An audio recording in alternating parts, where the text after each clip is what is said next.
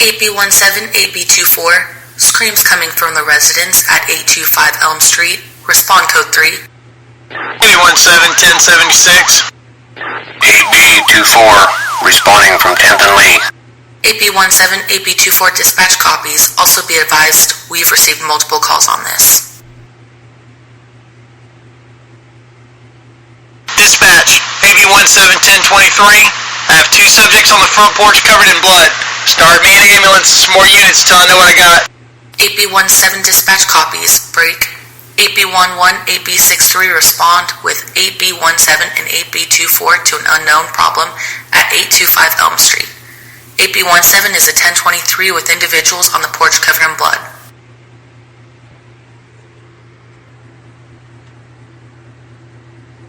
AB17, have everybody expedite. I've got 2 dead in the basement.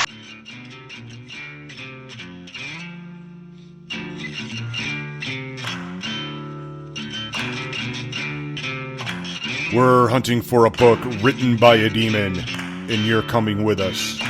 This is the Walk in Darkness podcast. Hey everybody, good to have you with me this week. I am Wally Fitch, and tonight we're going to explore the night of December 24th, 1977. The night that saw 2 people dead and 2 more traumatized for life.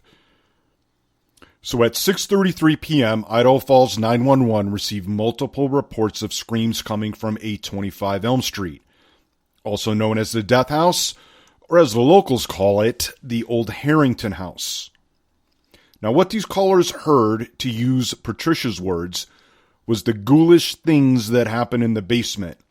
I have in my hand right here Officer Freeman's report, and I can see why Patricia didn't want to talk about it.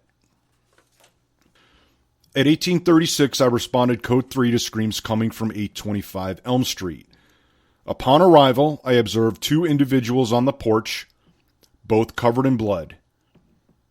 I exited my vehicle, drew my weapon, and told them to show their hands. As I approached, I noticed they were kids, a girl approximately 17 years old, and a boy around 8. Neither complied with my commands and appeared to be in shock. I asked them if they were okay, and the girl replied, "Not our blood. The basement. Oh God, go to the basement." I put them in my patrol car as Officer Wells arrived on scene. We entered the house and followed the bloody footprints to the basement door, which was mostly in pieces, with the bottom half still intact. There was a kitchen chair in front of the door, used to climb over the bottom half of the door, which was locked. We called down to the basement, identifying ourselves as police, and there was no response. Officer Wells went first, and I followed behind him. We proceeded slowly down the stairs, again following the bloody footprints. As we approached the bottom of the stairs, we noticed a trail of blood emanating from 2 bodies laying in a pool of blood in front of what appeared to be a fallen brick wall. One body appeared to be female, lay face down, and was heavily mutilated so age could not be approximated. She was later identified as Madeline Harrington. The other body was male, approximately 18 years old, lying face up, and no immediate wounds were visible due to the amount of blood. He was identified as Christian Harrington. Both parties were DOA. After a quick check of the other rooms in the basement, we proceeded upstairs and conducted a thorough search, finding nothing out of the ordinary. Officer Wells roped off the area outside and took control of the door, while I tended to the kids from the porch, who were identified as Ariel Langford and her brother Robbie Langford. The ambulance transported the Langford children along with their mother to the Eastern Idaho Regional Medical Center to be checked out. Per Sergeant McDonald, who took over as scene commander, I took statements from the neighbors, which did include the callers to 911. Those statements are attached to this report. So far, this is the closest we've been able to learn about what happened in the basement, but unfortunately, it doesn't tell us everything. So I got my hands on the post-mortem report, hoping that would shine some light on how these 2 died, but the copies I was given were so full of redactions that they're basically useless. The only thing it did reveal was the toxicology reports came back clean on both Madeline and Christian. All right, so let's turn our attention to Ariel and Robbie. Lots of questions here. Why were they in the basement of the Harringtons on Christmas Eve? And what did they actually witness? Did they see what happened, or did they arrive after? Now, we haven't been able to find Ariel, but Sutton was able to locate Robbie, who now goes by Robert, and he still lives in Idaho Falls.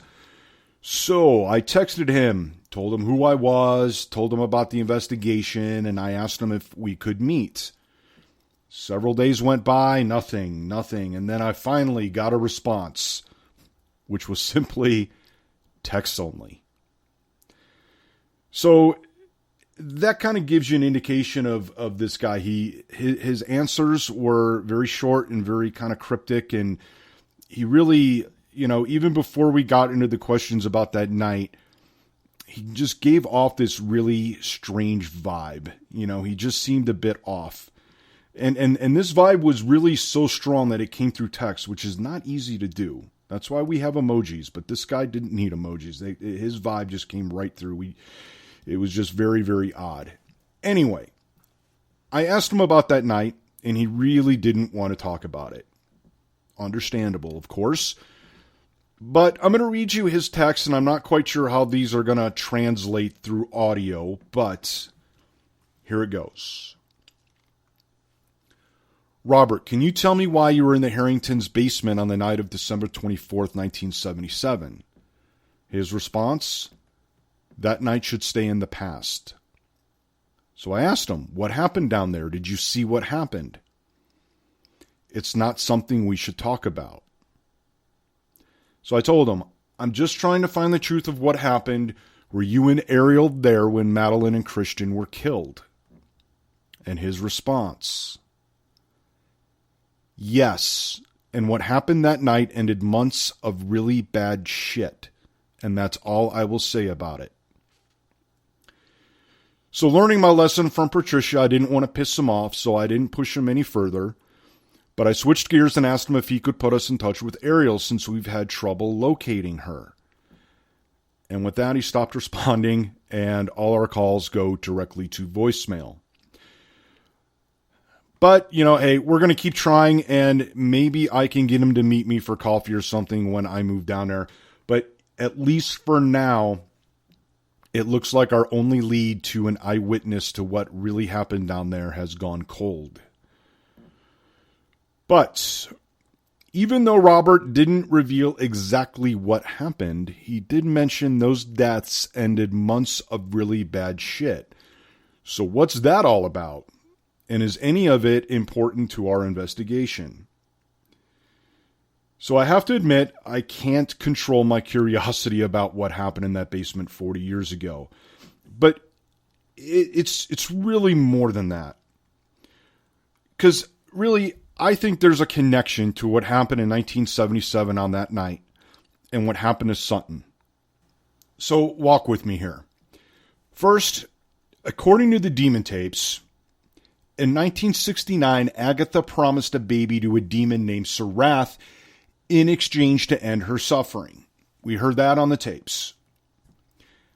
Then 8 years later, her daughter and her grandson die in a very gruesome death in the basement.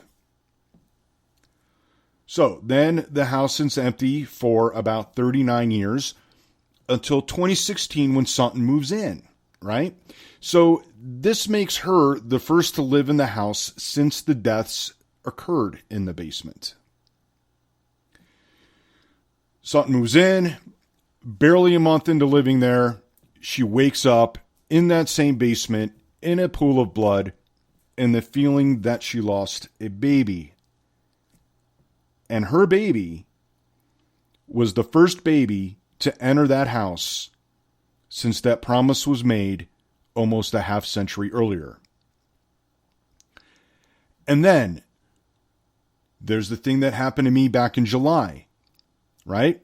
I woke up in my own basement in several inches of red water without recollection of the last 3 days or how I even ended up in the basement. Now, Yeah, sure, it was my basement, and it was red water and not blood, but